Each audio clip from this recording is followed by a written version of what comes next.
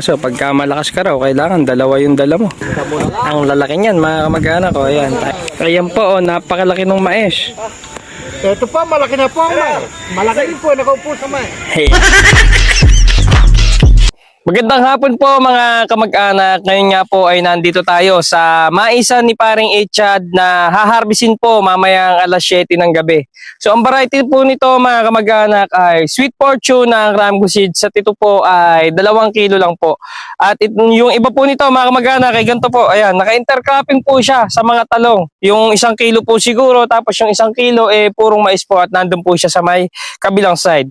So ayan mga kamag-anak, kung makikita nyo, maganda yung size ng mais kapag siya ay malaya. Ibig sabihin naman ay yung hindi siya masinsin at hindi siya dikit-dikit yung tudling. So karaniwan mga kamag-anak sa mga ini-intercropping o ginagawang pagitan sa ibang mga tanim na gulay talaga naman lumalaki yung mga bunga. Mas gusto ng mais mga kamag-anak yung ganyan, no, yung madalang kaysa dun sa masinsin. So pagka ang mais natin mga kamag-anak, halimbawa ito lang siya, tapos ito yung kabilang tudling, tapos yung pagitan ng bawat puno kay liliit. So mga kamag-anak, bihirang lumaki yung ganon. Napakahirap palakihin po based po sa ating mga karanasan po sa pagmamais. Kaya kung magtatanim po tayo mga kamag-anak, maganda po yung medyo maganda yung spacing ng tudling tsaka yung bagsak po nung bawat puno. Yung iba po kasi yung iba po kasi nating mga nagmamais, ini-interest nila na mas maraming buto yung pumasok para mas marami silang anihin o mas maraming maitanim. So mga kamag-anak, hindi tayo nagbe-base dun sa kung gaano karaming buto. Ang kailangan natin dito mga kamag-anak, mapaganda natin yung bunga. Kasi yan yung presyo ng sweet corn, no? Hindi tayo yung hybrid na per kilo yung bayaran. So dito, ang mahalaga sa sweet corn, malaki yung bunga. Hindi maraming bunga na maliliit. So ayan, yung spacing na to, kasarapan yan. Pwede kang magtanim ng dala-dalawa o kaya dalawa-isa, dalawa o kaya isa-isa na medyo masinsin. So tara mga kamag-anak, libutin natin. So ito mga kamag-anak, ayan, no, makikita nyo yung talungan ni paring Echad, napakaganda na.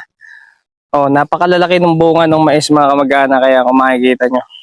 Medyo mahirap nga lang tong harbisin mga kamag-anak kapag kagantong naka-intercropping sa may talong, dahil nga mga kamag-anak hindi ito pwedeng pasukin ng kariton, kaya ang gagawin dyan, sasakuhin tsaka papasanin ng mga mamimitas tsaka lang ilalagay sa may kariton. So ayan mga kamag-anak, ganito po yung ginagawa rito. After nilang pitasin, ibubuntun yung mais, tapos isasako. Pagkasako mga kamag-anak, bubuhatin diretso sa may kariton.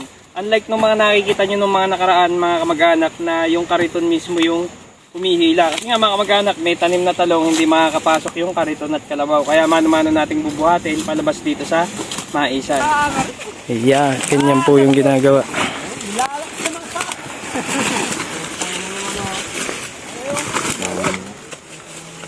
Hakan mo. Ayan, ganito po mga kamag-anak yung pagpapasa na ginagawa. Ayan, pwede namang isa-isa, kaso pagka malakas ka raw, kailangan dalawa yung dala mo. Ayan, bunot yan, bunot. Tibay. Ayan, didiretso yan mga kamag-anak. Medyo mahaba-haba yung pasanin palabas. Papunta sa kariton, diretso na yan.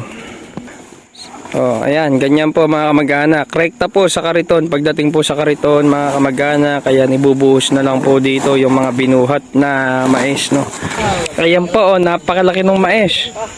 Ito pa, malaki na po ang mais. Malaki din po, nakaupo sa mais. Yeah. Pangkaraniwan lang po itong mais na ito dito sa amin. Dahil dito po ay alaga. Ito po ay binhing Ramgo Seeds. Yo. Pwede pala mag-vlog si boss eh. Ulot pe. Gabi. Iyon po mga kamag-anak ko, napakaraming cup noodles na prepare ni pare para sa mga mamimitas. Mag-aalaw na nga mga kamag-anak ng mga oras na to. At kung ikaw nga kamag-anak ay bago lang napasyal dito sa ating page at nagustuhan mo yung ganitong klase ng mga video, ay huwag niyo po kalimutang mag-follow para updated po kayo sa mga susunod pa nating mga i-upload. Salamat po!